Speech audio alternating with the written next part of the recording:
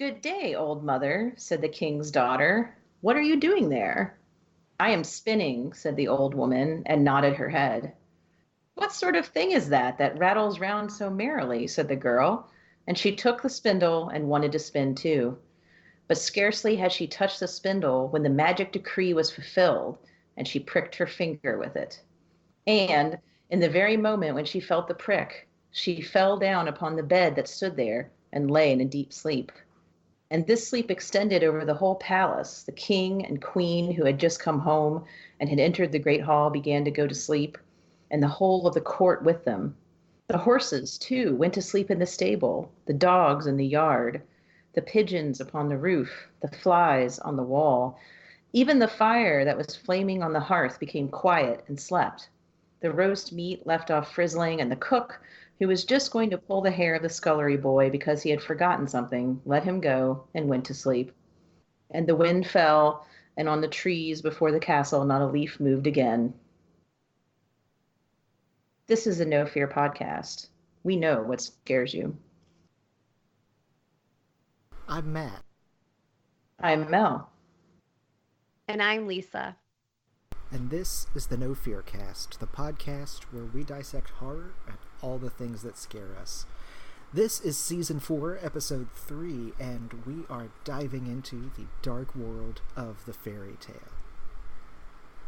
So, for those of you who may not be familiar with the fairy tale, which you've probably been living under a rock if you're not familiar with the one Mel just wrote, that was pretty obviously from Sleeping Beauty, which is kind of our theme for this particular episode, is the horrible idea of the sleeping princesses, right? Whose idea was this for the episode? I don't remember. Was it yours, Lisa? I will take blame or credit for the Sleeping Beauty. Yeah, well, the topic Sleeping Beauty came in a really roundabout way because I came across an article in Newsweek. It was an old article. It was a few years ago, but somehow it got posted on social media again, as these things do. And I saw it and I was reading it, and it was a science article, which is, I don't know, not something I normally read. But basically the idea was that there was a study done by a zoologist at the University of Zurich. And I don't know if it was a he or she now, but the scientist was looking at insects and their mating rituals, which, again, is not a thing I think about. But the headline got me on this because the headline of the article was "Female Dragonflies Fake Death to Avoid Males Harassing Them for Sex." And when I read that, because I apparently have the humor of a 12-year-old, I cannot stop laughing. But then it really struck me because I thought, okay, so this is something that is happening in nature that, and the word, I think a couple of things got me. Number one, that a dragonfly could just roll over and play dead. And I know some animals do that. I know some animals will play dead in order to like evade predators and, things that are trying to eat them. But I had never heard of like an animal or an insect doing that to avoid sex. Which again, just sorry, it makes me laugh. But then they also said that they do it not just to avoid the actual like act itself, but because the males are so relentless in pursuing it, that it becomes, I guess, what we would call harassment. And I think that was what really intrigued me, because I don't know, just to think that dragonflies this whole world is going on in this, and I don't think it's all dragonflies. I think it was one particular type of dragonfly that they were studying. And honestly, I don't know the ramifications of the study because I'm not a scientist, so I'm sure there's a lot more going on here. But it did say that the females would actually lie motionless, to avoid this reproduction. Which again is very, very fascinating to me. And we were already talking about fairy tales, and I immediately thought about Sleeping Beauty, of course, and just the large amount of sleeping women that tend to be in these fairy tales. I mean, you look at Disney, and two of the most iconic Disney princesses, at least the older ones, the kind of classic ones, if you will, are Snow White and Sleeping Beauty, and both of them fall asleep. And I just thought, this is something to explore. So this is where the topic came from. I don't know. Now I'm kind of curious to see where this conversation takes us, because there's a lot to unpack, I think, when we're looking at fairy tales, and in particular, heroines that are asleep through most of it. So, I don't know. I'm curious to hear what you guys think. Well, I mean, before we started recording, I know Lisa and I were talking a little bit about sleeping heroines, and I said that, the original, well, not the original, but the Grimm's fairy tale of Rapunzel also has a woman who's kind of rendered passive and imprisoned by being put in a tower and, being basically controlled and trapped by this witch character or older woman character, however you want to describe her, and then the prince coming. And then in the original Rapunzel, that the Grimm's version had the prince and Rapunzel having sexual relations in the tower. And then when the old woman finds out and kicks out Rapunzel and hurts the prince, we find out later that Rapunzel's wandering around the wilderness with twins. And I had mentioned to you, Lisa, that I wondered how a woman locked up in a tower by someone being controlled and having visits from a prince is necessarily consensual. And it's not even spelled out really in the story. It's just almost like something that happens to her. And we see this theme over and over again, where women are kind of rendered impassive in some way or controlled by an outside force, be it a parent or like an evil stepmother or a witch character. And then we have a lot of, like you pointed out, women who are rendered kind of impassive and then awoken by a kiss or worse.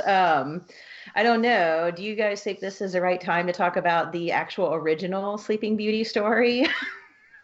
Well, I think we need to at least cover the, because there are a couple of different versions, and I think we need to talk about them because we're going to get really deep, I think, into some of the problematic areas of of having a woman who's asleep and the things that happen to her. But this is a horror podcast, and Sleeping Beauty, believe it or not, delivers the horror well past just a woman who falls asleep for a long time and is awoken with a kiss. Because if you think that, a prince kissing a sleeping princess is a problem with consent, then oh boy, we've got some stories for you. Do tell. I think this is a perfect segue. Mm-hmm. All right, Mel, why don't you take the original version, and then I will follow with one of the ones that came after that. Sure. So the original Sleeping Beauty was this story with called The Sun, Moon, and Talia from the 1600s. It's an Italian story. And it influenced the later French and German versions. I think we talked a little bit in our last main episode about fairy tales, how they often came from kind of oral or origins, and then were kind of transferred or transformed rather by each of the cultures that translated them for their own nation. And so basically what happens in this one is this girl, Talia, is asleep, and she is raped.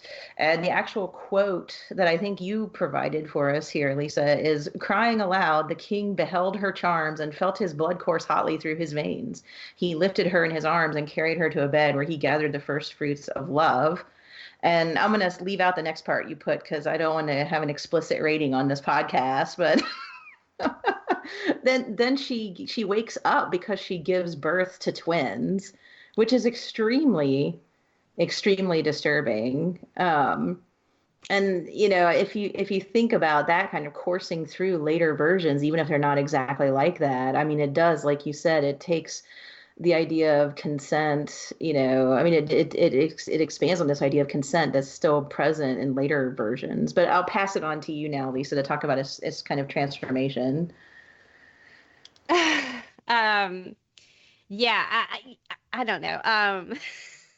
Sorry. The original, that Italian one, is crazy to me because it really becomes so racy, I guess, that you're right. We can't really read it without putting in an explicit warning on this. But let's just say that apparently the king really likes sleeping women. That just really gets his blood pumping. So. And I hate to interrupt you, but when I was looking at this, I just can't imagine. I don't know. I don't even know why someone would have told this story. Like, I think it's horrifying. Yeah. So, well, speaking of horrifying, now we read in the introduction the Grimm's version of Sleeping Beauty, and that is more closely aligned with probably what we know, or at least what I grew up watching with the Disney version, minus the fairies, which we'll get to. But it's more of just there's a woman, she's cursed, she falls asleep, a prince hears about her, he storms the castle, he finds her, he kisses her, she wakes up, they live happily ever after, and that's kind of the gist of the story. But then of course, because the Grimms were not the only ones writing these stories, there was the French version. And so we have the Charles Perrault, I think is how you say his name. It's spelt Perrault, but I am almost positive that's not how you say it, but I don't speak French, so I am sorry. But he wrote one that really took the story of the original Italian version, and I don't know, he really did some interesting things with it. So his story was called Sleeping Beauty in the Woods, and you have the basic story of and you do have fairies in this one, by the way, and they're going to become important, because you have the story of a princess who's born, and she is cursed. The fairies come in and they give her all sorts of different gifts. And then there's the last one who comes, and it's this like old. They describe her as the aged fairy, but I guess we're supposed to know by that she's bad because she's old. In good old fairy tale language. But so this old fairy comes in and she sees her, and she says, well, if she ever touches a spindle, she's going to die. And so the king is like, oh, we can't have that. And so he basically forbids anybody to use spindles or spinning wheels, again, very much like the Disney version. But when the princess is a teenager, she sees somebody spinning at a spinning wheel, and she's like, oh, what's that? Because she's never seen one before. And of course she reaches out to touch it, and she falls asleep. And she sleeps for a very, very long time. So much so that when the prince actually comes to the castle, like he notices, and he makes a comment on this, which I thought was really weird, is he makes a comment on it, on how her dress is really old fashioned and looks like his grandmother's. But still, she's very beautiful, and he makes a point to like point that out, to be like, well, she's dressed like my grandma, but she's still beautiful. So he kisses her, wakes up, she wakes up, they fall in love. Okay, you would think that would be where the story would end, but it does not. And this is where it really takes on a good horror story here. So you have the prince and the princess who are now like happily married, and they do what a married couple does in fairy tales, and they have children. So they have a son and they have a daughter. And the daughter they named Dawn, and the boy they named Day, and they're these beautiful little children. So basically what starts to happen is the queen is watching all of this happening with her son and the children, and she does not like them because she's convinced that the children are little ogres.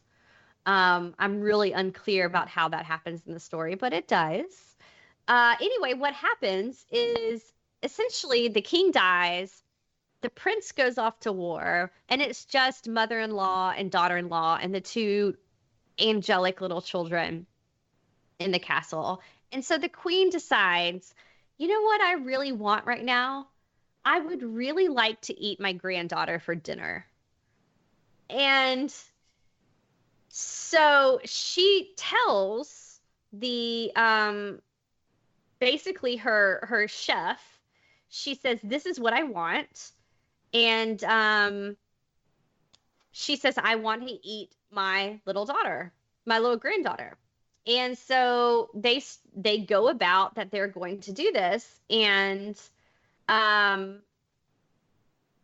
apparently they manage to kill a little lamb instead and say, well, this is your granddaughter you're eating. And she's very happy. And so she, of course, like the next day says, well, now I want to eat my grandson. And so they're like, well, we'll trick her again. And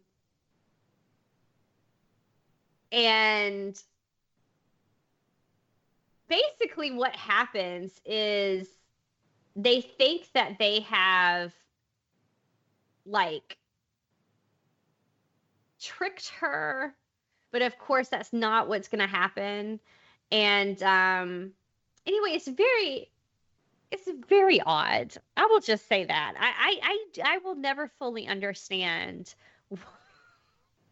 why so many of these German and French fairy tales want to involve the eating of children. And I have no idea why this was added on. This was added on to the Sleeping Beauty. But it's there, and I felt like y'all should know that. That the queen, that they went ahead. And by the way, Dawn translates into, the Sleeping Beauty. The Disney version is Aurora. That's what they call her. Which is even weirder to me, that it seems like Disney is calling back to this version, even though they left out the cannibalism. Well, I can't say that I blame them for that. But oh no, I can't. But it's weird that they pulled like that one thing. They could have named her anything, but they named her Aurora, which is essentially Dawn, coming from that original. But anyway, so when the king comes back and he realizes what has happened, and that his wife has tried to eat their grandchildren, and she's like overthrown, and so basically, the prince, who's now the king, and his wife and their children, they live happily ever after. So they do get a happy ending in that. It's just that not only does she fall asleep for a long time, and she's cursed and all that, but she also has a literal ogre as a stepmother. Anyway. Also, in this story, I noticed it said she was 20 years old without counting the 100 years she had been asleep. And so because of the 100 years, Yes. her skin was tougher than the children's skin. Yes. This is a weird detail to put in there. There's a lot of weird things about age and like her beauty too, where it's just like, oh, well, don't worry. I mean, she's still beautiful. Like Right. she's a little like worse for wear because she's lived 100 years, but But she was um, sleeping, so it's okay. yeah. Um, so it's weird. And he tried to tack on a moral, which I'm not even gonna try to like unpack the moral of that story. How? Because it's something about, yeah, well, the moral said, this is what the moral is many a girl has waited long for a husband brave and strong, but I'm sure I've never met any sort of woman yet who could wait 100 years, free from fretting, free from fears. Now our story seems to show that a century or so, late or early matters not, true love comes by fairy lot. Some old folk will even say it grows better by delay. Yet this good advice, I fear, helps us neither there nor here. Though our philosophers may prate how much wiser 'tis to wait. Maids will be a siding still. Young blood must when young blood will. So I think the moral of the story is that she was a good woman for waiting 100 years for true love. Yeah, but it helps us neither here nor there. And I mean, it helps to have fairies. Mm. So I think that's a good point to jump into some of the problematic areas of the Snow White mythology. um, because I mean, I started off by talking about the female dragonflies and how they fake sex, they fake sleep to avoid sex. And here we have these women who meet their true, in the best case scenario, they meet their true loves. In the worst case scenario, they wake up with twins that by a man they don't know. Under what I would classify as definite sexual assault. So I don't know. There's a lot of problems here because essentially I think what we're talking about with the Sleeping Beauty is a woman who lacks really any agency in the story.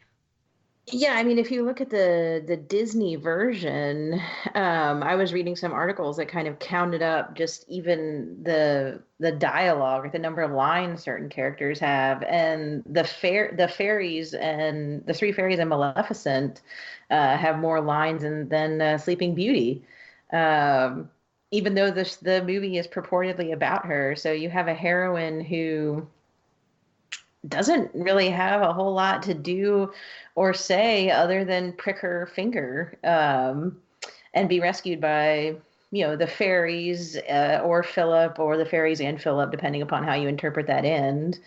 um, yeah, I don't know, I kind of feel like Sleeping Beauty is a bit more of what's the word I'm looking for, like, at least in Snow White, there was a lot of, like, she had this whole life before the magic put her to sleep waiting for Prince Charming, right? Whereas Sleeping Beauty, it seems like the movie is just engineered to get her to be asleep. We should also probably talk about how,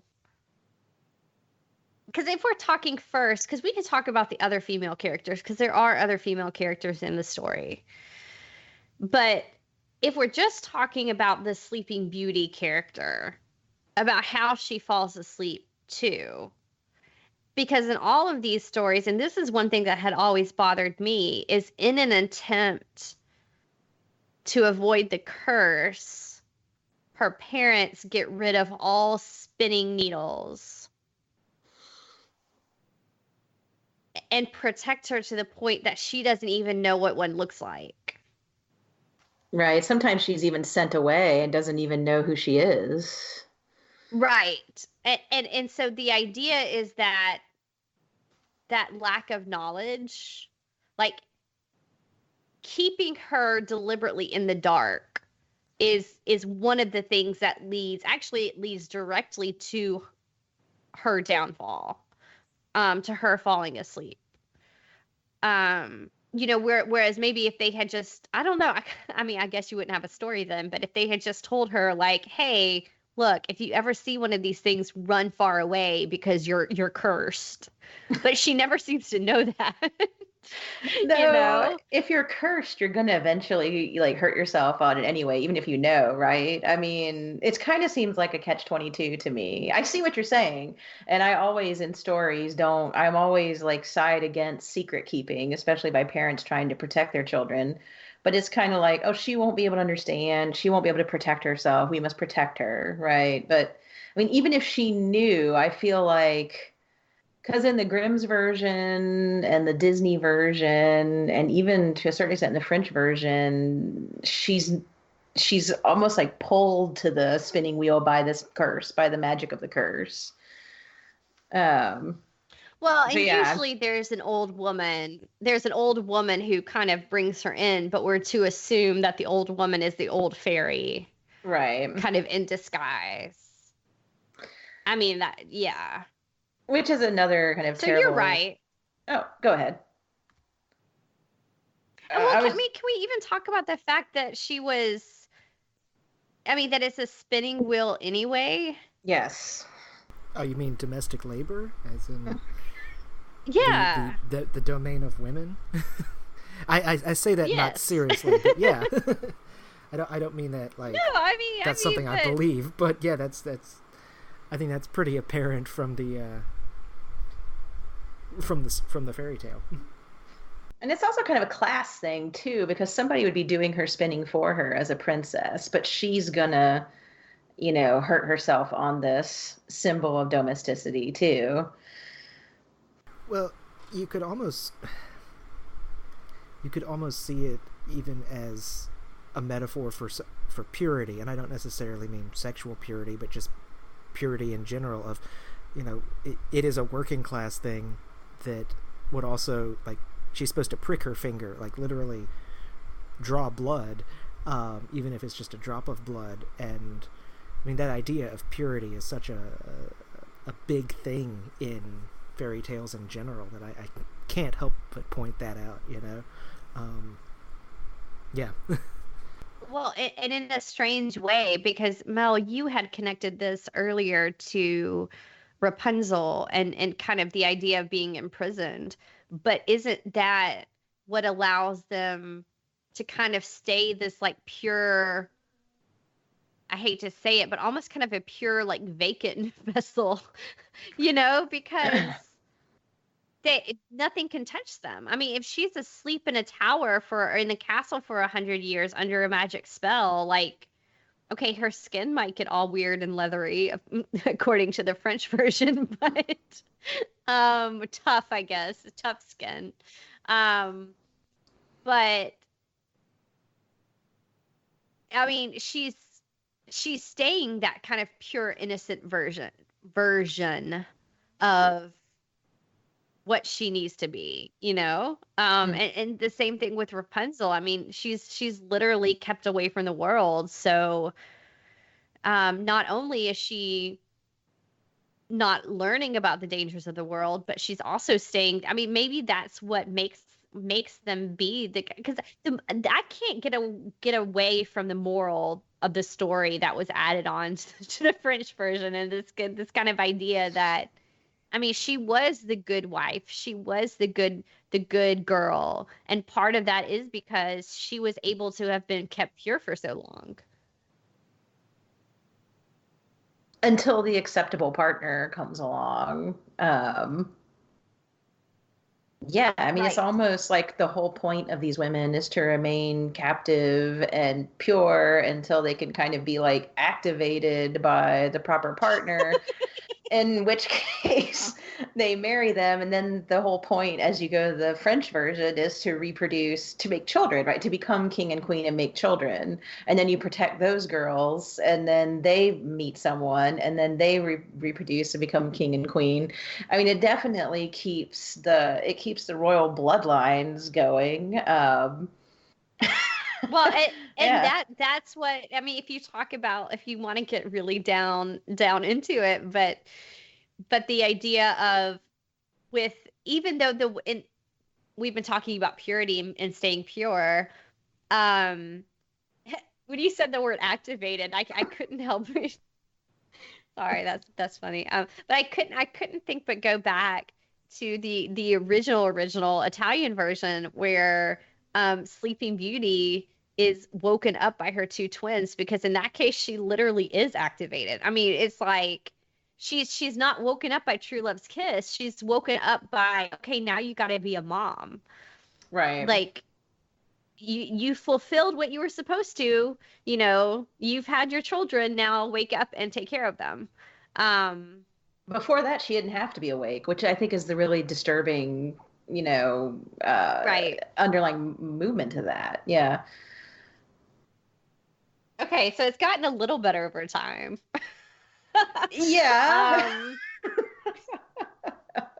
but okay, so this is one of the things, and this is why I think I'm so fascinated by these fairy tales, and especially the ones that the early Disney um adopted. So, like Snow White, Sleeping Beauty, Cinderella, because those are always the ones that today seem to be under more scrutiny. You know, Disney has gotten better at the stories it's telling, I think. Um, a character like Moana, for instance, has a lot more agency than somebody like Sleeping Beauty, who sleeps through a good chunk of the of the movie.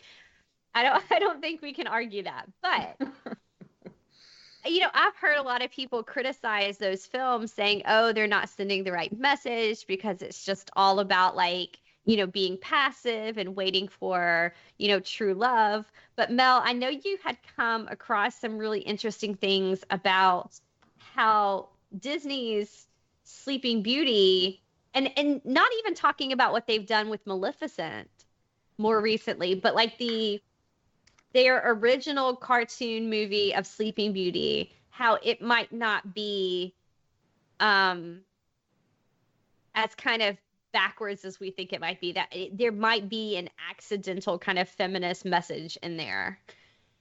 I think that's probably the best way to describe it.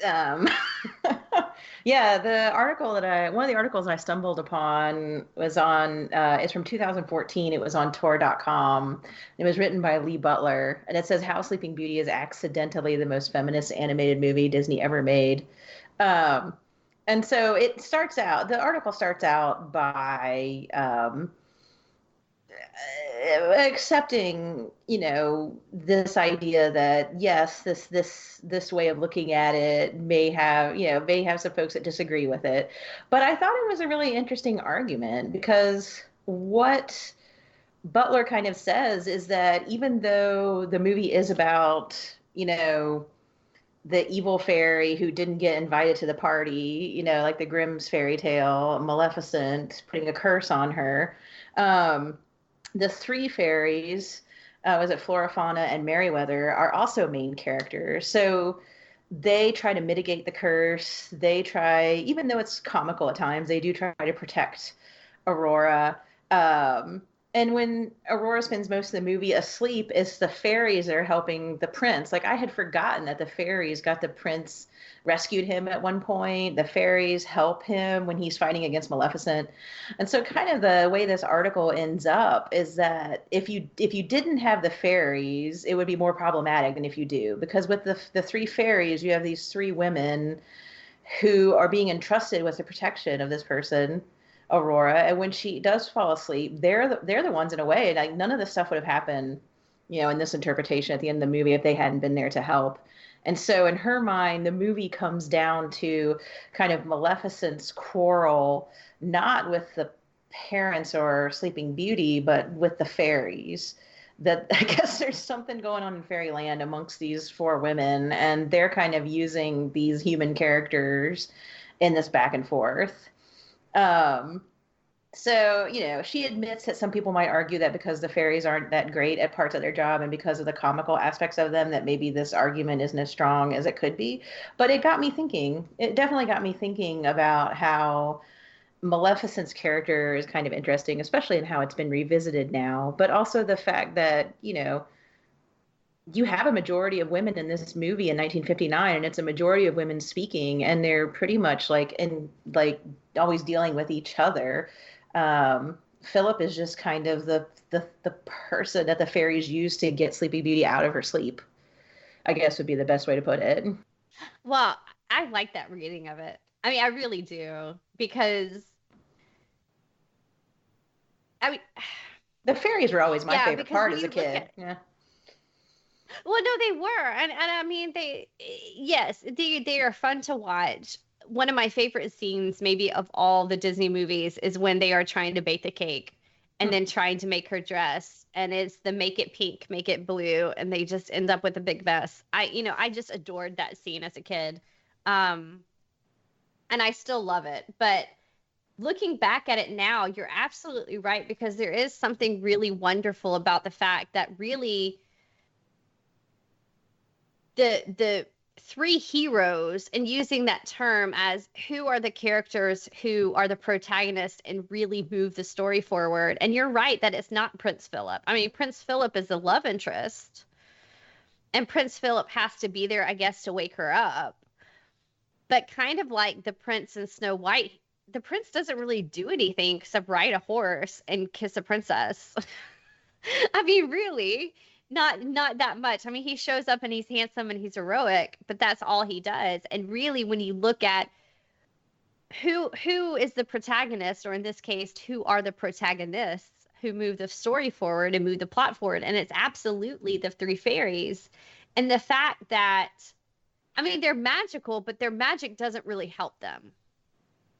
So, really, when you strip that away, this is a story where three single middle-aged women are the heroes of the story, which is kind of cool when you look at it from that point of view. Yeah, and totally Um, unintended, I'm sure. yeah, I mean they were probably there, but as the Tor article points out, they're the ones who make all the critical decisions. They're the ones who choose to move her out, to the woods to try to protect her. And I don't know, I love it. And I mean, we could talk about Maleficent and how Maleficent is a really good when we talk about strong female characters. But I feel like enough people have talked about that, especially with the Maleficent movie that's been out, and then now I guess they're making a second one.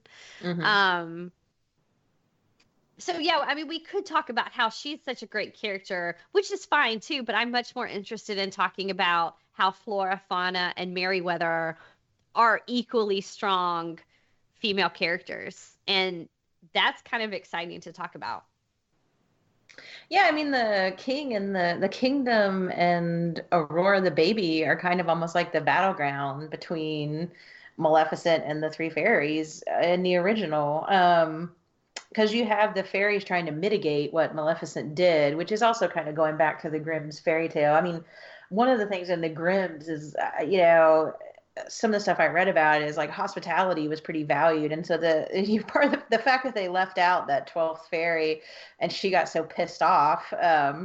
Was supposed to explain why, and that's another thing is like why you don't have a lot of explanation for these evil characters, but if you look at it as a contest might be too strong of a word, but between Maleficent and the fairies, you have these very powerful women, like and single, like you said, um, basically using their like competing against each other with their powers, whether it's Maleficent for some sort of wrong that she may or may not have had, depending upon if you've seen the Maleficent movie and see that as canon, or just the fairies trying to protect Aurora.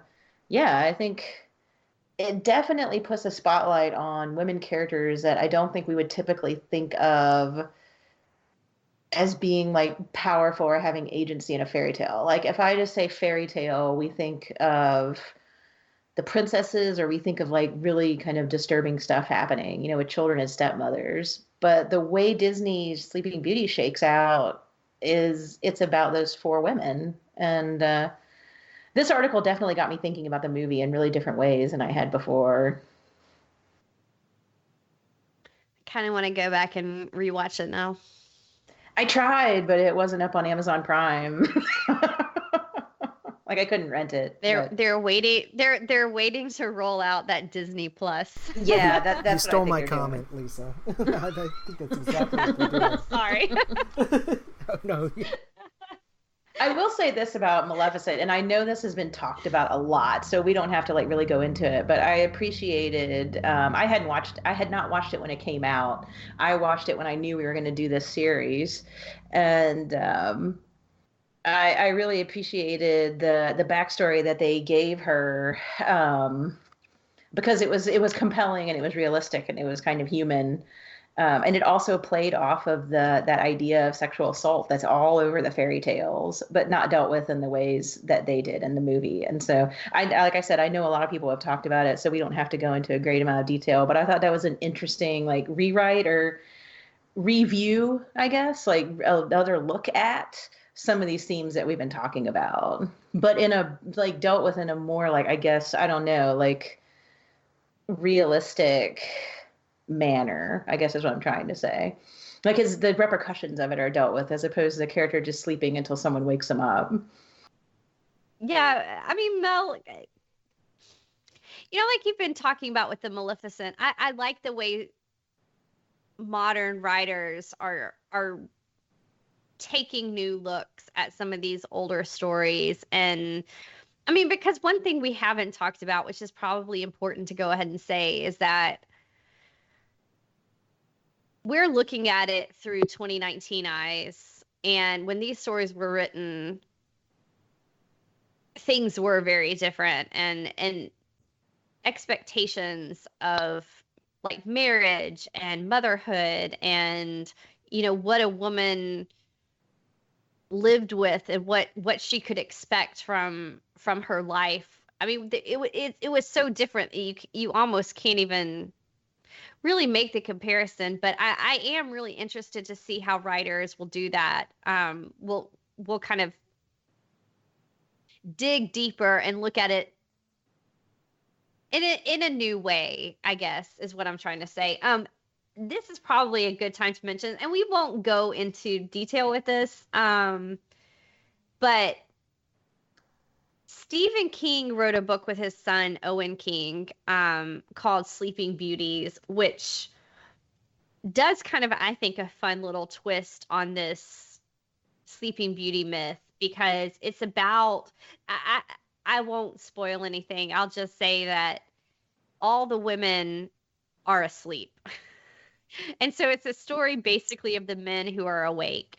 And the neat twist on it is they're asleep because of, I think, a virus. And I'm pretty sure that they call it the Aurora virus.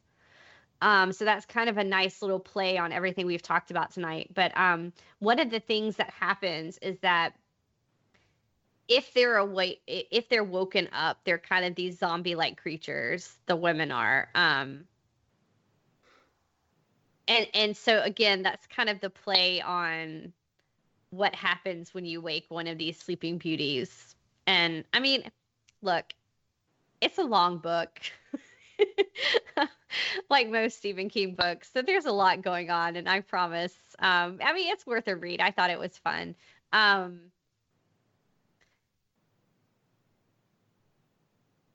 But yeah, it's neat to see.